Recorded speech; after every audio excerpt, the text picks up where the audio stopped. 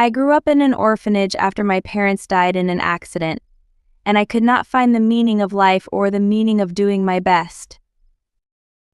Then one day I received a letter from my mother, who was supposed to be dead. Moreover, the letter was sent to the house where I used to live with my parents. This couldn't have happened. But what if? After days of thinking about it, I went to the address where the letter had been sent. But with my home of memories in front of me, I suddenly became frightened. So I decided to take a look from the backyard. Gently peeking in, I saw a middle-aged couple living there. I looked more closely at them. If they were complete strangers, I would have tried to sneak away. But the next moment, I couldn't believe my eyes. What? Dad? Mom? I stood there, as I had never imagined that this would happen. My name is Haley, and I entered an orphanage when I was 10 years old and graduated there 2 years ago. Currently, I live alone in a cheap apartment in LA while working several part-time jobs. My parents passed away in a traffic accident when I was 10 years old. They were involved in a pile-up on the highway during the summer vacations. I was a passenger in that car, and thanks to the fact that I was sitting in the back seat, I miraculously survived. However, my parents, who were sitting in the driver's and front passenger seats, lost their lives when the impact of the pileup caused the truck in front of them to rear-end the car. That day was my birthday celebration, and I was on my way home from visiting a leisure pool that I had always wanted to go to.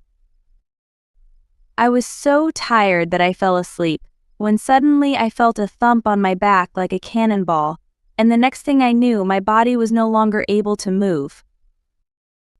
With no sense of time, I frantically called out for my mom and dad.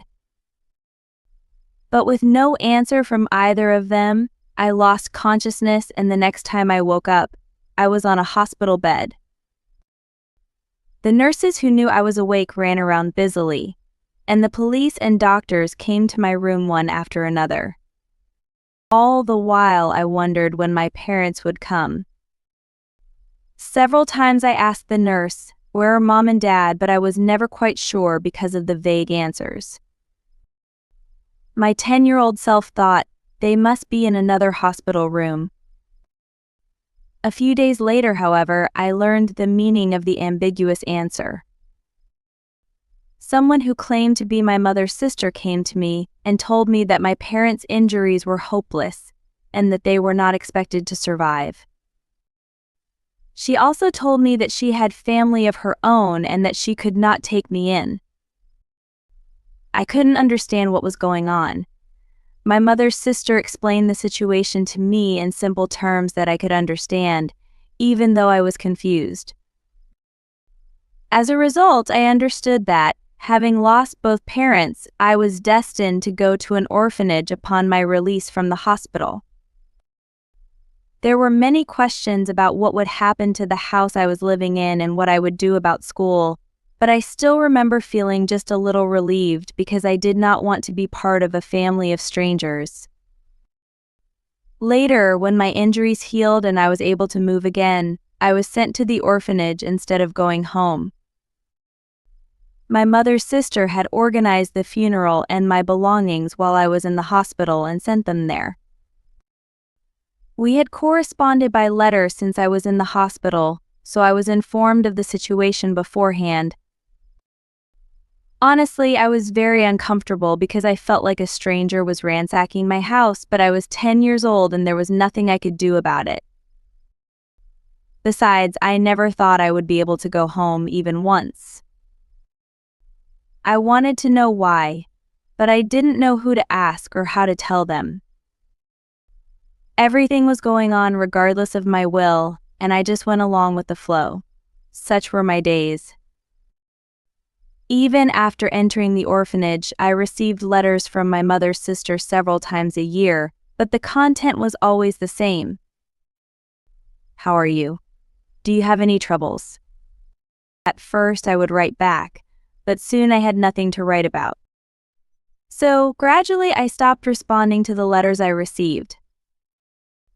To begin with, I had never met my mother's sister before my parents' death, so she was like a stranger to me. I felt nothing for being worried by a stranger, and exchanging letters with her was nothing but a hassle. Perhaps my feelings were conveyed, and the number of letters from my mother's sister decreased steadily as the years went by. By the time I graduated from the orphanage, I had become so estranged from my mother's sister that I had forgotten even the existence of her letters. I always spent my days at the orphanage feeling as if I had been left behind in some strange world. Perhaps it was because the funeral was held while I was in the hospital, and I came to the orphanage without ever going home, but it never felt real to me. Why am I here? Such a sense of alienation always haunted me. And as I grew older, that feeling of alienation remained with me as a sense of loneliness. There is nothing left for me. Since there is nothing left, there is no point in trying. In this way, I became tired of everything and lost all motivation. So after graduating from high school, I left the orphanage and found a job, but I could not get used to the gap between myself and the people around me and the atmosphere at the workplace, so I quitted immediately. After that, I became a job hopper, but it didn't last long because I felt that I didn't belong at any of the places I worked. It took me longer and longer to find a new job, and in no time at all my small savings ran out. I was living on the edge of my life, barely scraping by with a day job. What was the point of living in such loneliness? Wouldn't it be easier to just move out of the apartment and live on the street? I thought like that many times, but I always stopped just in time. My father and mother would probably be sad if they knew I was living on the street. Even though I knew that I would never see them again, I did not want to do anything that would make them sad. One day, when I was exhausted from these days, I received a call from the orphanage where I was staying that they had received a letter addressed to me.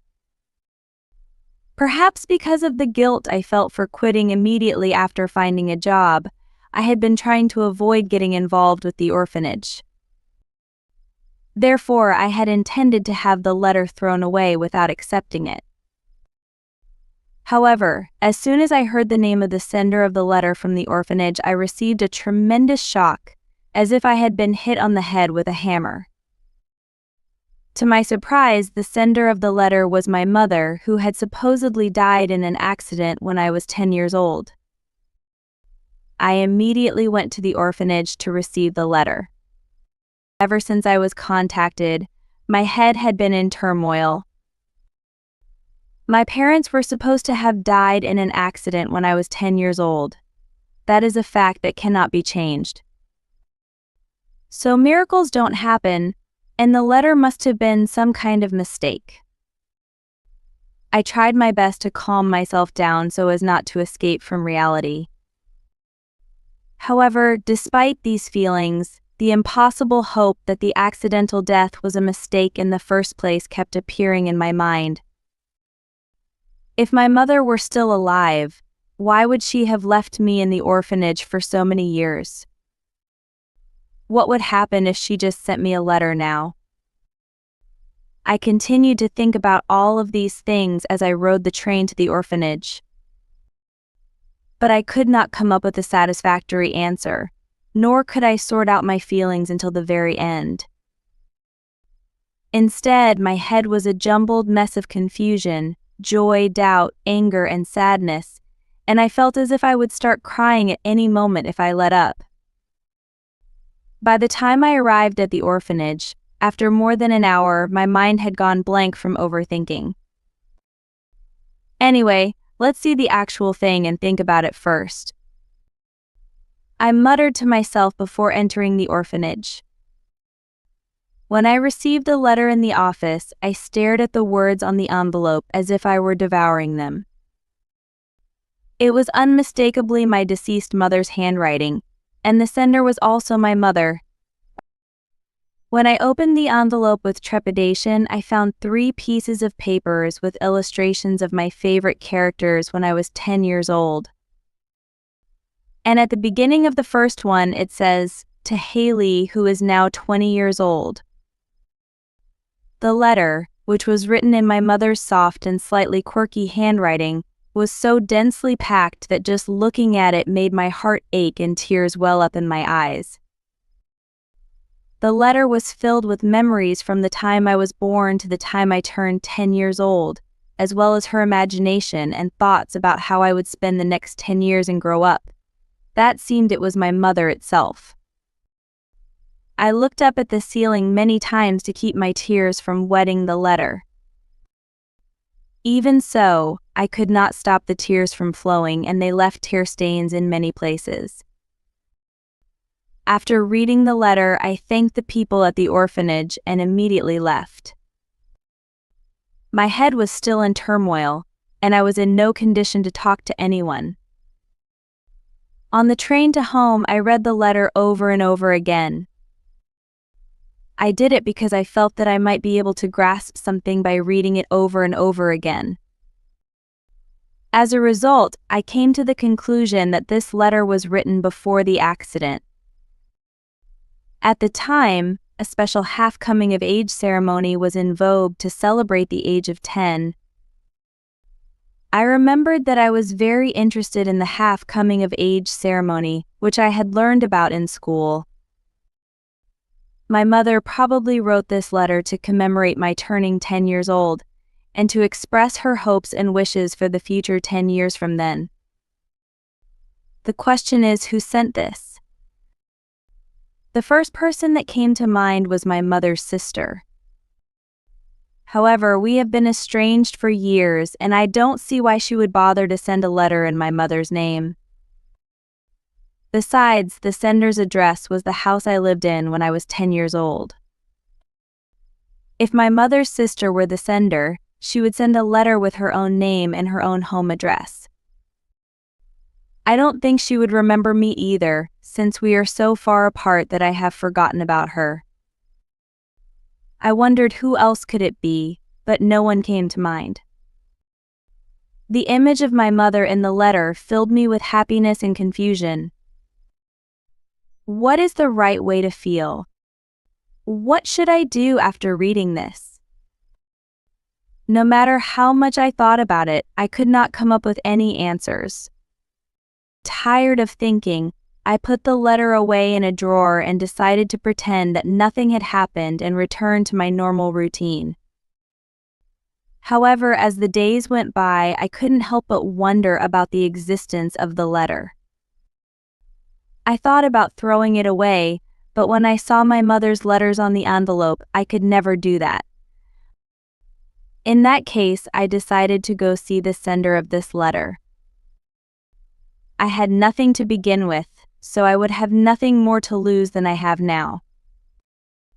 Besides, I might be able to ask the sender of the letter to help me make a living. I may have been subconsciously hoping for something from the sender of the letter that would change my current life. On the train to my old address, I gazed absent-mindedly at the cityscape, which was so different from my memories.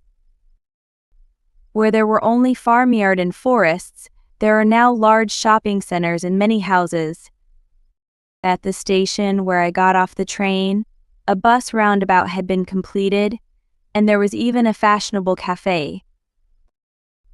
I thought to myself, is this another world I don't know, and tottered to the address on the letter. A few minutes later, however, I turned the corner of the street and gasped at the sight before me. It was the same residential area as I remembered it from 10 years ago, almost unchanged. The view instantly brought me back to the vivid world of 10 years ago from the dim and colorless world. This is definitely the town where I used to live. And just down the road, our family home. Before I knew it, I was running toward home. A strange sense of security filled my heart, like a schoolgirl on her way home from school, like a child who had been lost for a long time. I ran with all my heart, and at the end of my run, I found my beloved home, just as I remembered it. The letter had come from home after all. However, when I came to the house, I could not find the courage to press the intercom. The fear of what might happen outweighed my desire to find out the truth and stop me in my tracks. After pondering what to do, I decided to wait and see what happened, so I went around to the backyard. I felt somewhat uncomfortable, acting like a thief, but I quietly peeked into the garden. Then I saw what appeared to be a middle-aged couple preparing to sunbathe on the balcony. The man seemed to be in a wheelchair. I continued my observation to see if they were acquaintances. The couple's faces turned toward me for a moment as I could faintly hear them talking peacefully. The moment I saw their faces, I couldn't help but shout out, "What? Dad? Mom? They are not." As I stood there in surprise, the man in the wheelchair noticed me. "Hi lay. Haley." The man muttered my name and suddenly began to cry loudly. I, on the other hand, was so shocked by the turn of events that I stopped thinking and couldn't move. The next moment, a woman who had returned home sensed the unusual atmosphere and came running out onto the balcony in a panic. Then she ran straight to the wheelchair and approached the man. The man was crying and pointing at me and saying something to the woman. The woman stared at me and suddenly smiled and said, "You are Haley, right? Can you please come up so we can talk about something?" and invited me into her home. I was still not sure what was going on, but I had many questions I wanted to ask her. As I nodded silently, once again I visited through the front door and was led into the living room. After that, I was introduced that the woman's name was Scarlett. I also learned that the man in the wheelchair was my father, Tyler. Furthermore, I heard that the two were married and now live alone in this house. According to Scarlett's story, my father had been in an accident that left him unconscious and in a critical condition, hovering between life and death. I was told that there must have been an explanation for this to me, as I was only 10 years old, but I myself do not remember anything about it. When I told Scarlett about it, she asked, "How was it explained to you?" I told her that my mother's sister had told me that the situation was hopeless, and that there was no hope of survival. However, thinking back, it seems that my mother was the only one who was told who was died. If so, why was my father presumed dead? With Scarlett's help, I spent hours reconciling my memories with the truth. As a result, I realized that I had been greatly mistaken. As a 10-year-old who did not understand that my father was unconscious after the accident, I felt a one-sided rejection toward my father, who had not come to see me for a long time. My dad never comes to see me. I think he's mad because my mom died because I said I wanted to go to the leisure pool. That's how I felt as a 10-year-old, and I thought my father hated me.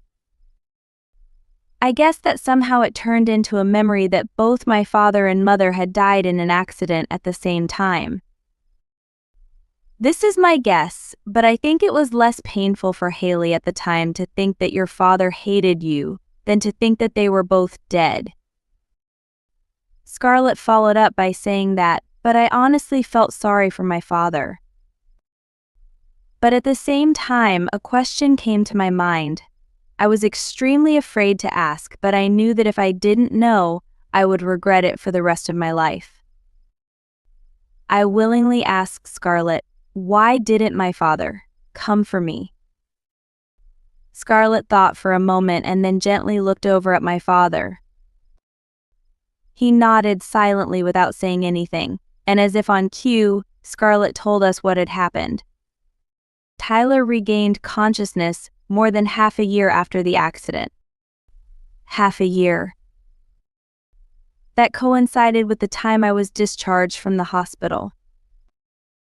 He miraculously woke up, but it was several months after that when he was able to grasp the situation. It was not surprising that he woke up feeling as if he had slept overnight, and it had been half a year since then. Furthermore, my father was left with a lot of disabilities in his memory, speech, and body due to the after effects of the accident. He was told by his doctor that he would never be able to return to his normal life. My mother's sister, who had originally heard that his recovery was hopeless, proceeded with the admission procedures to the orphanage as planned. When I came to, there was nothing left. It was a painful reminder of the length and importance of the time I had lost in my sleep. My father had tears in his eyes as he said this. According to Scarlett, my father entered the facility for the handicapped, where Scarlett worked after he was discharged from the hospital. There was a time when he wanted to see Haley, but he couldn't express himself properly. At the same time, he came to understand in his heart that Mary had passed away. Tyler became very depressed for a time and was even hospitalized by a psychiatrist. There was a time when my father, who had lost everything, was searching for the meaning of life in despair, just like me. When I heard that story, I felt as if I had been saved tremendously. My father did not hate me or forget me. In fact, he cared for me to the point that I felt sick inside. At the moment I felt this, I felt a strange warmth, as if the cold loneliness that had been sitting in my heart was slowly melting away. According to Scarlett, my father's emotional state remained unstable even after he returned to the facility from psychiatric. Not only did he refuse rehabilitation, but he also had many behavioral problems such as not eating, not communicating what he wanted to say, hitting the staff, and throwing things. The staff gradually became more and more clerical in their dealings with my father. While my father was treated like a tumor in the facility, Scarlett was the one who faced him without a single unpleasant look on her face. Scarlett communicated with my father using handmade cards and a whiteboard to help him understand what he wanted to say. She also massaged his muscles every day to prevent them from stiffening and found time to visit him to practice conversation. To Scarlett, my father said, "I felt a trace of Mary. I thought Mary would be sad to see me in such a disheveled state, and I felt I had no choice but to do my best," he said and squeezed her hand. I could clearly sense that Scarlett was very important to my father. I felt a little envy toward them. I wished I had someone to support me as well. After that, my father did his rehabilitation every day as if he had been reborn, and he never hit the staff anymore. My father, who had not even tried to get out of bed at the time of admission, then went to the rehabilitation room by himself and even worked out on his own. It is like a miracle just to hear it from beside, but the real miracle lay ahead. Thanks to the frantic rehabilitation, my father recovered to the point where he was able to lead an everyday life. He was able to leave the facility for the handicapped. The doctors were surprised that they had never seen someone recover like this before. My father said so, a little proudly. Next to my father, Scarlett was smiling happily. Her smile was just like my late mother's, and my heart was filled with a strange sense of nostalgia and warmth. Speaking of my mother, I had not yet heard about the letter. I took my mother's letter out of my bag and asked them how they had sent it to me. Then my father suddenly turned his head and fell silent. Scarlett, who couldn't bear to look at him, told me how she had sent the letter on my father's behalf. After our marriage, I was cleaning out the room and happened to find this letter. Tyler had been thinking about Haley for a long time, but he had been avoiding you because he felt he wasn't worthy of seeing you, so I convinced him that he should at least send you a letter. Scarlett's explanation finally connected the jumbled pieces in my head into one. It was all a prank of fate.